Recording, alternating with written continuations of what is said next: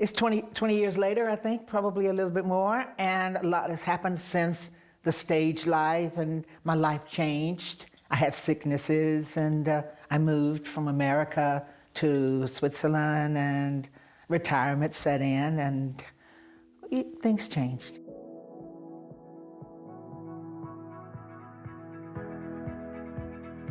The queen of rock and roll herself, the indomitable Tina Turner.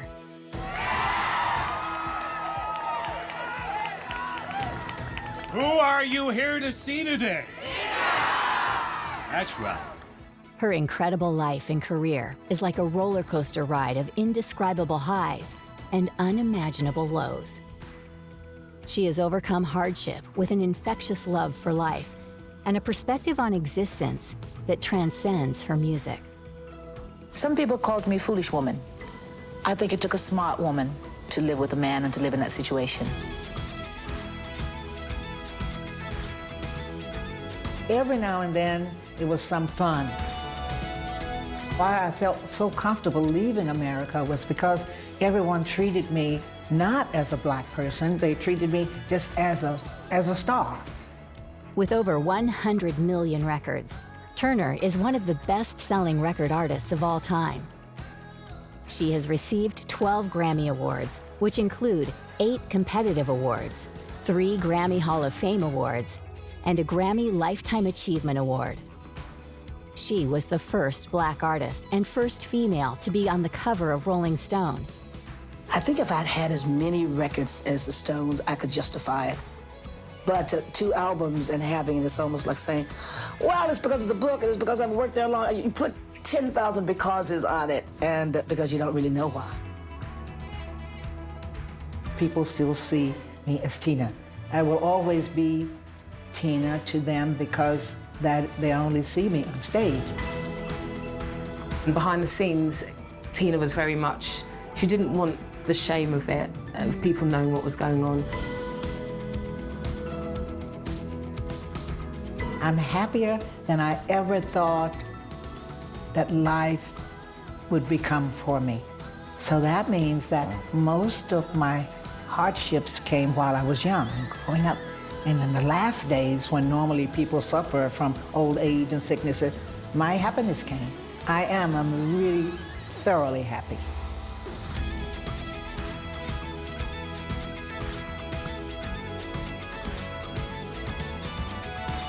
From Proud Mary to What's Love Got to Do with It, Tina Turner is simply the best.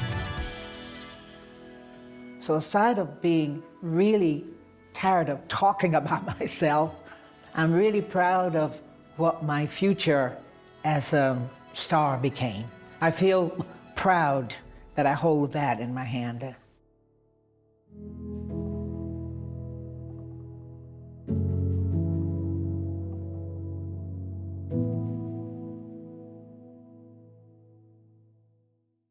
It's very good. I go to the doctor now once a month for them to just check to make sure everything is going. I take medicine once a day that I have to for the rest of the life.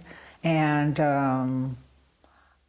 I did fall a couple of days ago and broke something, so I was in the wheelchair and on the crutches. But now I'm going through my sick period.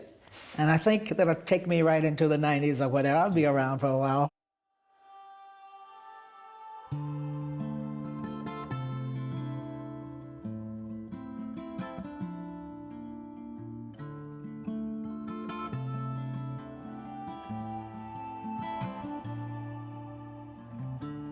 Tina Turner was born Anna Mae Bullock on November 26, 1939, in Brownsville, Tennessee, the youngest daughter of Zelma Priscilla and Floyd Richard Bullock.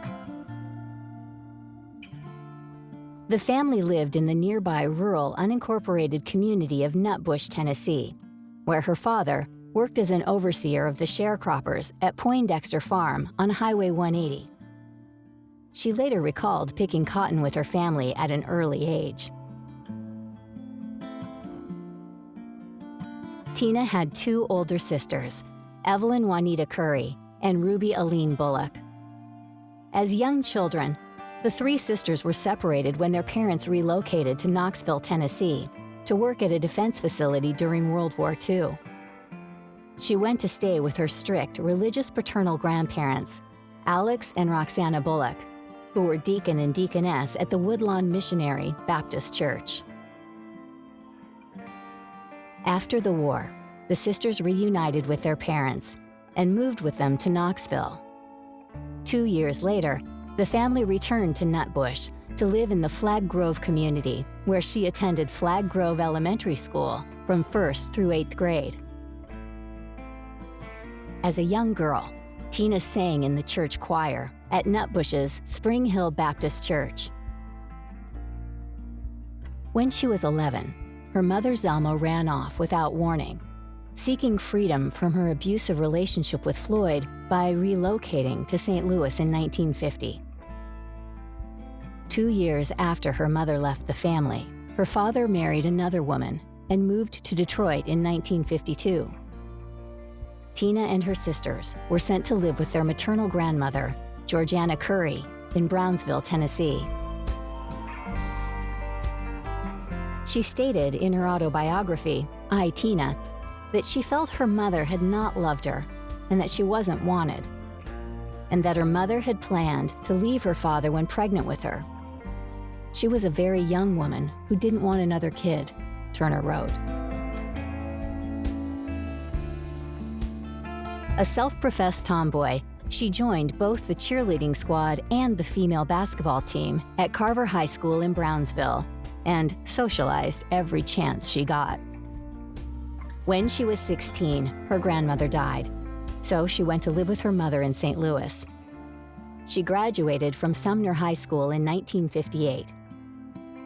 After her graduation, she worked as a nurse's aide at Barnes Jewish Hospital.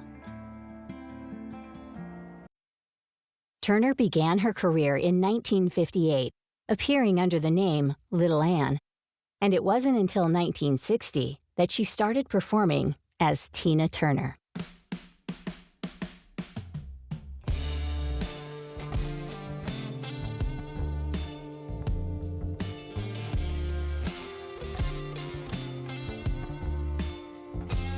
Tina and her sister began to frequent nightclubs in St. Louis and East St. Louis.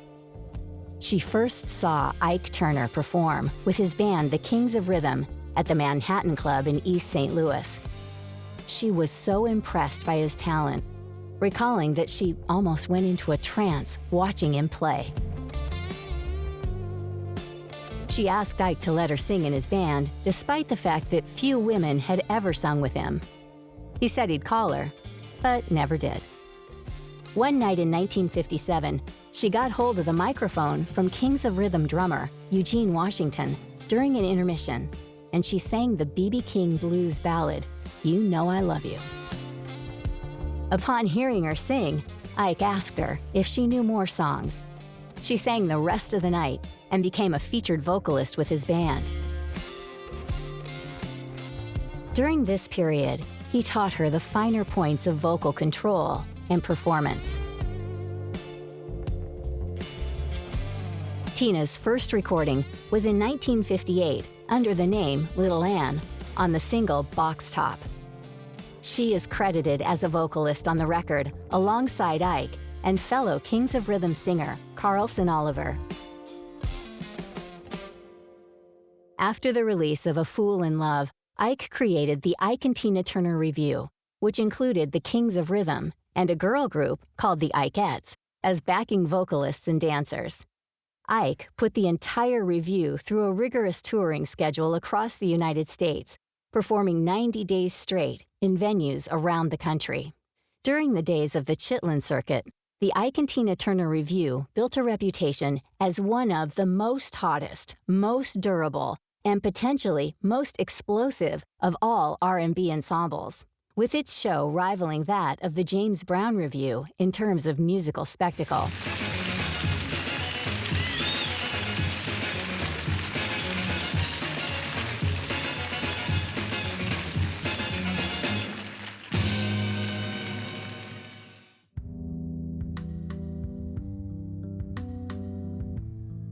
In 1960, Ike wrote A Fool in Love for singer Art Lassiter.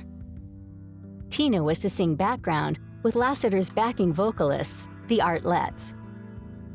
Lassiter failed to show up for the recording session at Technisonic Studios.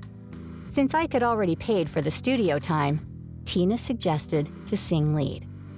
He decided to use her to record a demo with the intention of erasing her vocals and adding Lassiter's at a later date. Local St. Louis disc jockey Dave Dixon convinced Ike to send the tape to Juggy Murray, president of R&B label Sue Records. Upon hearing the song, Murray was impressed with Bullock's vocals, later stating that Tina sounded like screaming dirt. It was a funky sound.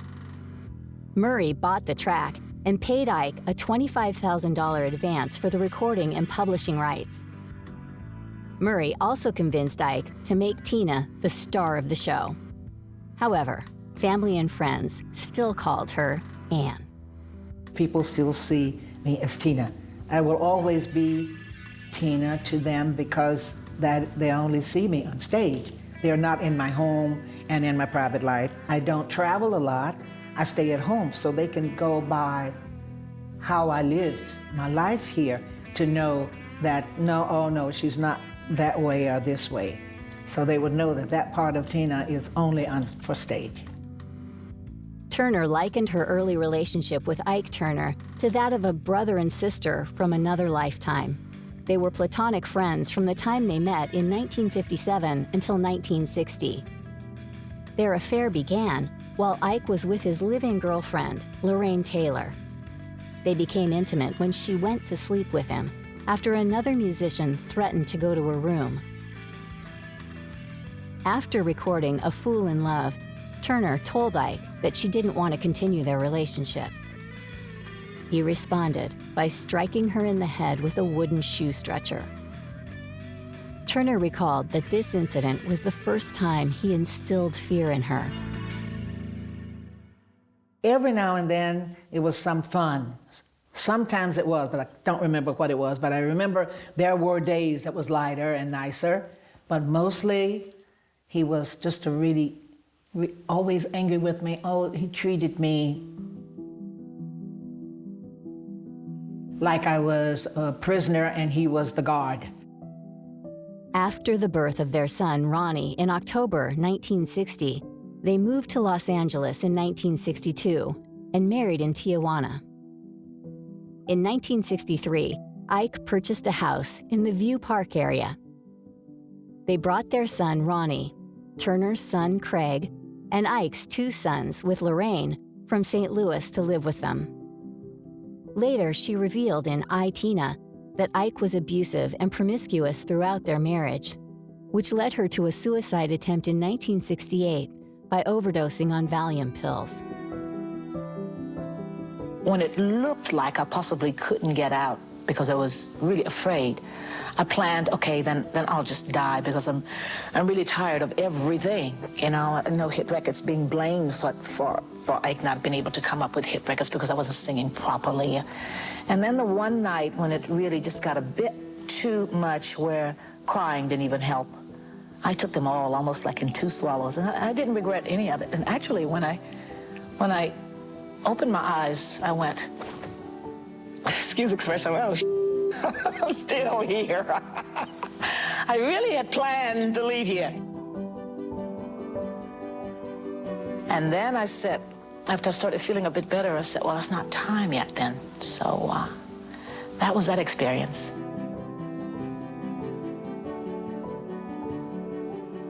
She said, "It was my relationship with Ike that made me most unhappy. At first, I had really been in love with him. Look what he'd done for me. But he was totally unpredictable." Ike was later diagnosed with bipolar disorder in his old age.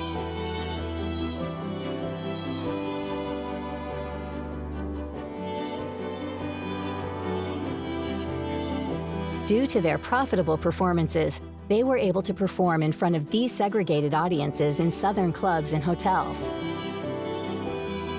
Impressed by the duo's performance on the Big TNT show, Phil Spector was eager to produce Turner.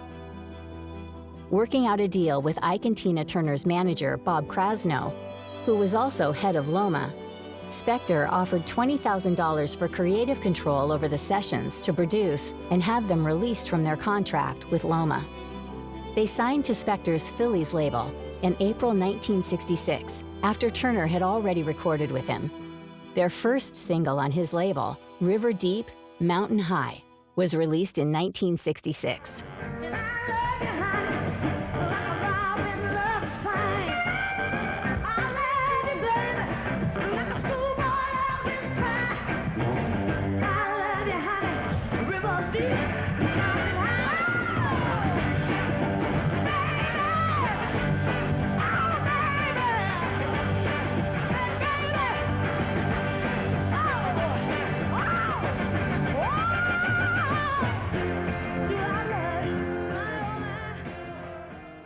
The impact of the record gave Ike and Tina Turner an opening spot on the Rolling Stones UK tour in the fall of 1966. When I was on stage, you feel it very strongly, these people giving you this energy. And you don't really understand, you just feel it. You don't understand really what they're trying to say, what they want, what they need from you, what they need from life. But you just feel that they need something, and they're giving it to you. In November 1967, Tina became the first female and black artist to appear on the cover of Rolling Stone magazine. The duo signed with Blue Thumb Records in 1968, releasing the album Out of Season in 1969. The album produced their charted cover of Otis Redding's I've Been Loving You Too Long. Later that year, they released The Hunter. The title track, Albert King's The Hunter, earned Turner a Grammy nomination for Best Female R&B Vocal Performance. The success of the albums led to the Revue headlining in Las Vegas, where their shows were attended by a variety of celebrities, including David Bowie, Sly Stone, Janis Joplin, Cher, James Brown, Ray Charles, Elton John, and Elvis Presley.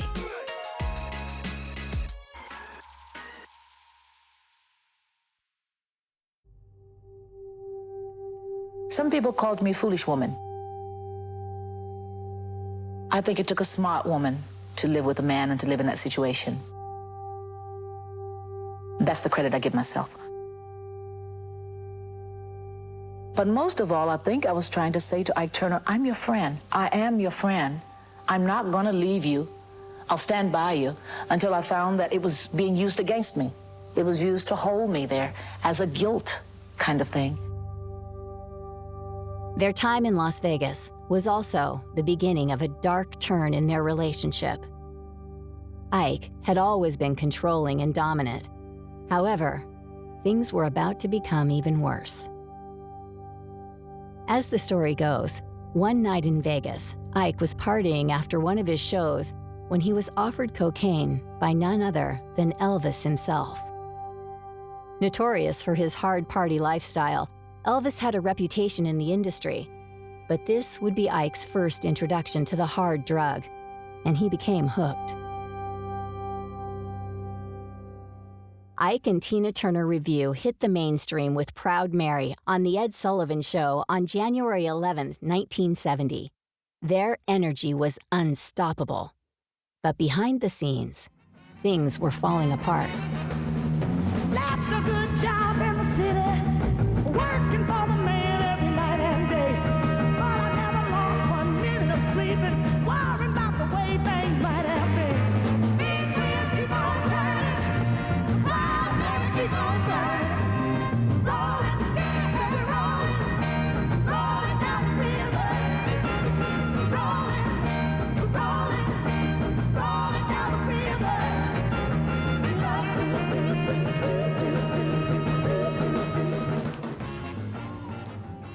By the mid-1970s, Ike was heavily addicted to cocaine, which hindered his relationship with Turner. In 1976, they headlined at the Waldorf Astoria, New York, and signed a television deal with CBS TV. Ike made plans to leave United Artists Records for a 5-year deal with Cream Records for $150,000 per year. The deal was to be signed on July 5th. On July 1st, The Turners flew from Los Angeles to Dallas, where the review had a gig at the Dallas Statler Hilton. They got into a physical altercation en route to the hotel. Shortly after arriving at the hotel, Turner fled from Ike and later hid at a friend's house. I didn't know that the way out is through the door, but that didn't come at the time. I just thought totally helpless. And when I was really, really, really fed up, that's when I just took a chance and said, come what may, and left. I was just really tired of my life and the situation I was in with Ike. Her dramatic escape was immortalized in the controversial film about her life, What's Love Got to Do with It?, starring Angela Bassett. This was the end of their music and their marriage. I need to speak with your manager. Yes, ma'am, right away. George. I'm Tina Turner. My husband and I just had a fight. I'm supposed to open at the Academy tonight. I have 36 cents on a mobile card. But if you would give me a room, I swear I will pay you back. No, Please. that won't be necessary. Now, Miss Turner, I'd be honored, really. We'll take care of you. Thank you. She filed for divorce on July 27th, and it was finalized on March 29th, 1978.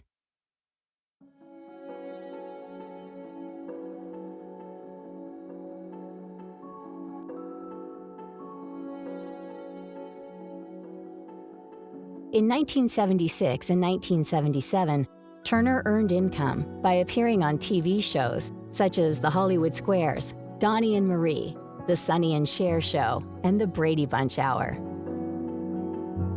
As lawsuits were mounting for canceled Ike and Tina Turner gigs, Turner resumed touring to pay off her debts with finances given to her by United Artists executive Mike Stewart.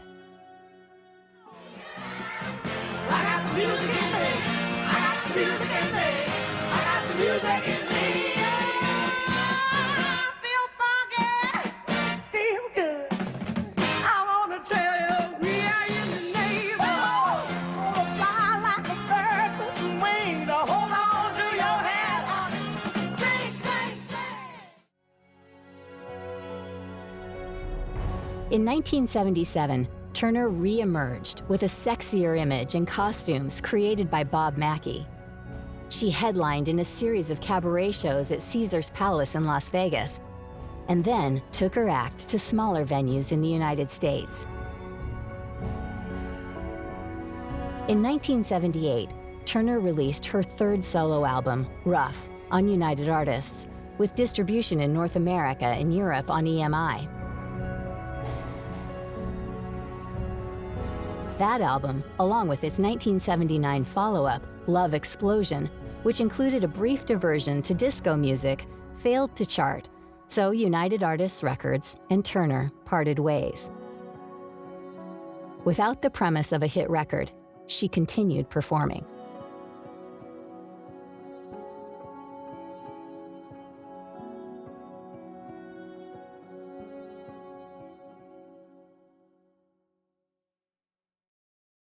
Until 1983, Turner was considered a nostalgia act, performing mostly at hotel ballrooms and clubs in the United States.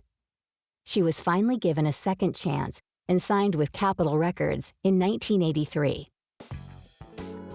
In November 1983, she released her cover of Al Green's Let's Stay Together, which was produced by BEF. The record became a hit, reaching several European charts, including number 6 in the UK. Following the single's surprise success, Capitol Records green-lighted a studio album. Turner had 2 weeks to record her Private Dancer album, which was released in May 1984. It became an outstanding commercial success, peaking at number 3 on the Billboard 200 and number 2 in the United Kingdom. Private Dancer was certified 5 times platinum in the United States and sold 100 million copies worldwide, becoming her most successful album. Also in May 1984, Capitol issued the album's second single, What's Love Got to Do With It? Although undoubtedly her most successful single, Tina never wanted to sing the song and admitted many times she didn't enjoy it. You must try to ignore that it means more than that. Oh, what's love got to do with it? What's love but a second-hand emotion? What's love got to do with it? Who needs a heart when a heart can be broken? On September 1st, 1984, Tina achieved her first and only #1 on the Billboard Hot 100 with What's Love Got to Do With It. The follow-up singles, Better Be Good to Me and Private Dancer, were both U.S. top 10 hits. Turner culminated her comeback when she won 3 Grammys at the 27th Annual Grammy Awards, including the Grammy Award for Record of the Year for What's Love Got to Do With It. It's that big. I think if I'd had as many records as the Stones, I could justify it. But 2 albums and having it, it's almost like saying, well, it's because of the book, it's because I've worked there long. You put 10,000 becauses on it, and because you don't really know why. Not satisfied with being one of the biggest stars in the history of music, Tina has also tried her hand at acting. She appeared in the 1975 rock musical Tommy, as well as the action movies Mad Max Beyond the Thunderdome in 1985 and Last Action Hero in 1993. In 1991, Ike and Tina Turner were inducted into the Rock and Roll Hall of Fame.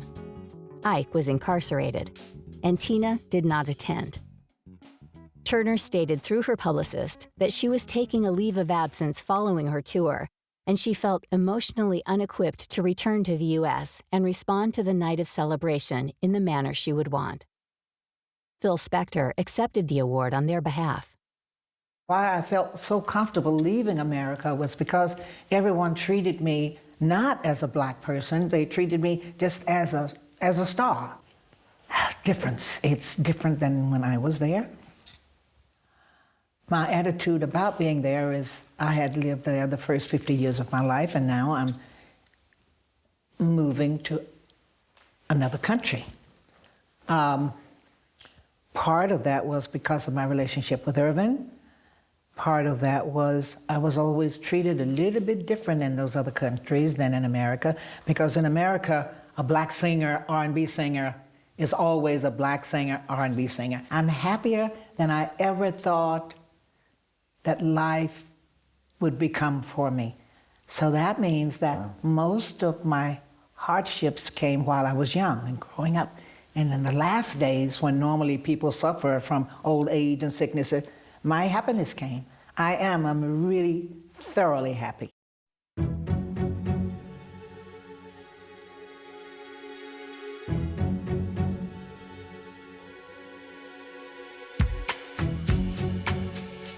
I don't think he really meant for me to sing it. I don't think he really meant that anything could come from that. I don't even really think he cared to write a song for Bon with what he gave me. I wish I still had some of that stuff, but yeah, I knew then that I had talent to sing anything put before me. Golden eye, I found his weakness.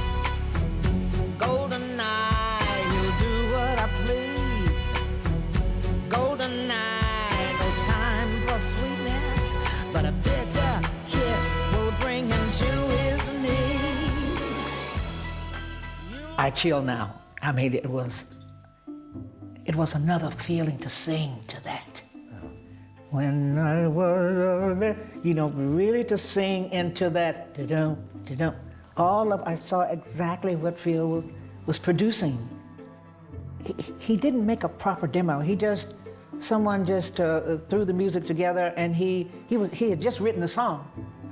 And when Roger, my manager, said, "Tina, this is a song, he told me it was a big break. So he said, it's a little bit rough, and I thought, what? Well, how do I put this together? Even it wasn't showing me what the melody was. And so yeah, I would have to say I created as close to what I thought the melody was of that. So when I went to actually audition with Phil, he said, no, just the melody, and he would dum with the piano. And then I thought, oh, well, that's easy. I can sing anything if you tell me how to sing it. Give me the melody. Who are you here to see today? Tina! That's right. Well, ladies and gentlemen, we are going to honor Tina Turner today with star number 1,831 in Hollywood's famous Walk of Fame. Today, we honor Tina Turner for her many, many outstanding achievements in recording. Make sure that the world knows the great affection that we of Hollywood have for Tina and the great admiration we have for her great talents. Well, it's been about 15 million records. Up till now, we're going to start all over again. And Tina, we're so honored and graced by your presence. We look forward, most of all, to many, many more celebrations because they're always a lot of fun. Congratulations on your day, and thank you very much for being part of our family.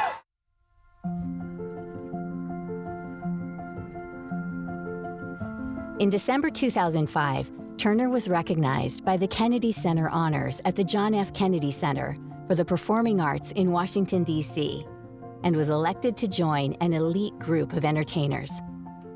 In December 2007, Ike Turner passed away. Tina didn't attend the funeral and issued a brief statement through her spokesperson. Tina hasn't had any contact with Ike in more than 30 years.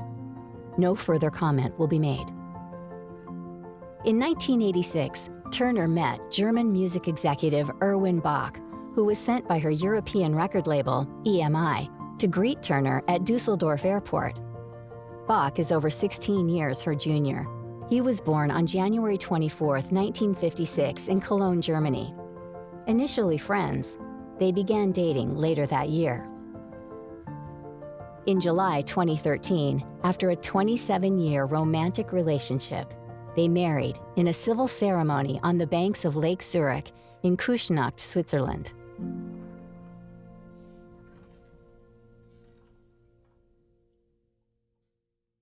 It's 20 years later, I think, probably a little bit more, and a lot has happened since the stage life, and my life changed. I had sicknesses, and I moved from America to Switzerland, and retirement set in, and things changed. No, actually, I had retired. I haven't actually tried to sing since, but I'm sure I can. Oh, yes.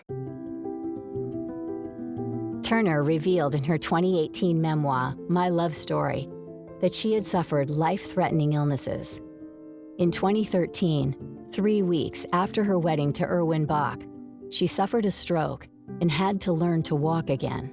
It's a mild stroke from the back of the head, and then they took me down in the room, and I didn't believe it. I saw a stroke like that. They left the room, flop, hit the floor.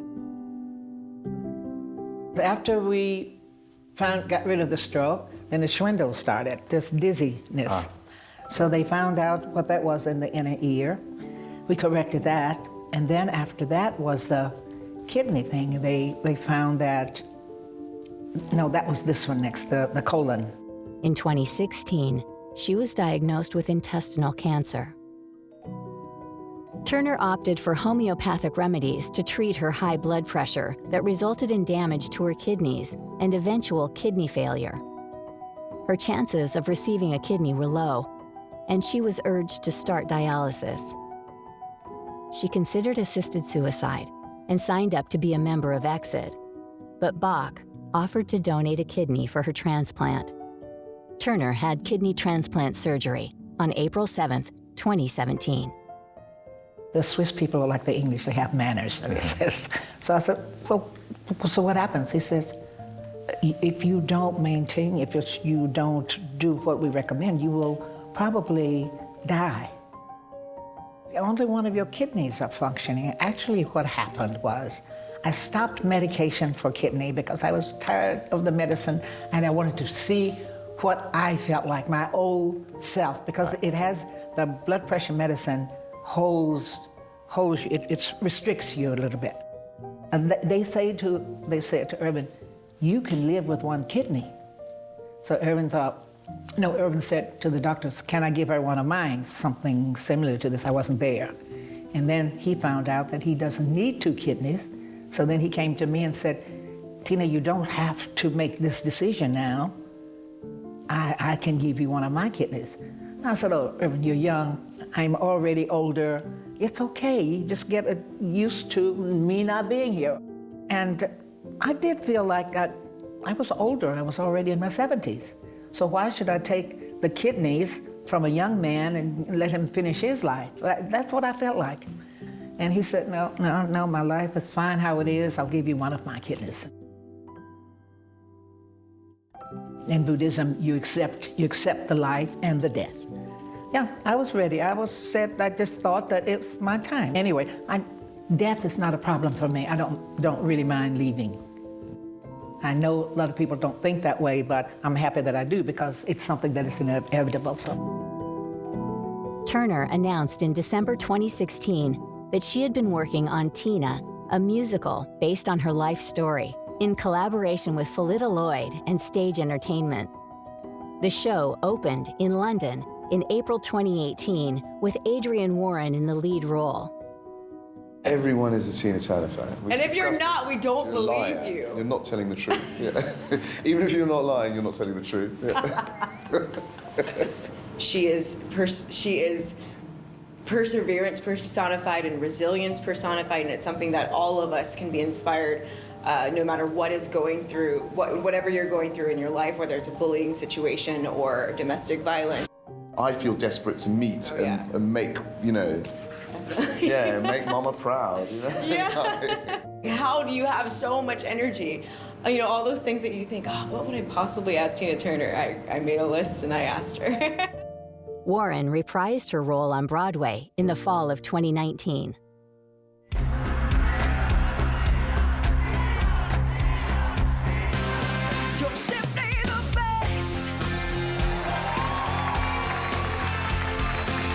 As I came in this evening, there was a wonderful applause for me, and I thank you for that. This musical is my life, but it's like poison that turned to medicine. Thank God for her. I can never be as happy as I am now. Thank you all.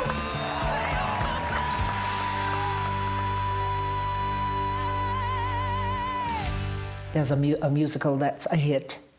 I think the documentary will be a hit. So aside of being really tired of talking about myself, I'm really proud of what my future as a star became. I feel proud that I hold that in my hand. Turner received the 2018 Grammy Lifetime Achievement Award, and her second memoir, My Love Story, was released in October 2018. She came out of retirement in July 2020 to collaborate with Norwegian producer Kygo on a remix of What's Love Got to Do with It. With this release, she became the first artist to have a top 40 hit in 7 consecutive decades in the UK. In 2020, Turner released her third book, Happiness Becomes You, a guide to changing your life for good. She co-wrote the book with American author Taro Gold and Swiss singer Regula Curti. It was chosen by Amazon's editors as a best nonfiction book of 2020. In 2021, Turner appeared in the documentary film Tina, directed by Dan Lindsay and TJ Martin. The documentary represents a great sense of closure to an often unpredictable and difficult life.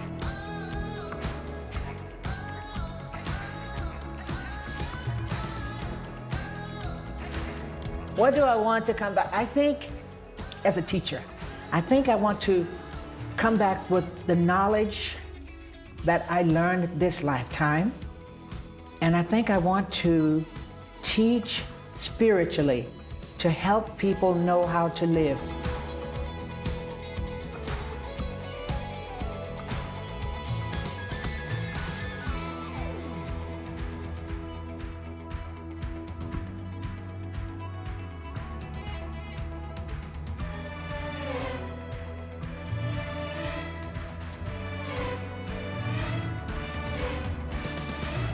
people still see me as Tina. I will always be Tina to them because that they only see me on stage. Some people called me foolish woman. I think it took a smart woman to live with a man and to live in that situation.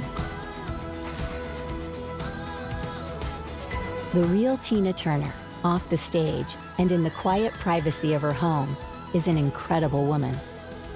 A testament to the durability of the human spirit. Behind the scenes, Tina was very much, she didn't want the shame of it, of people knowing what was going on.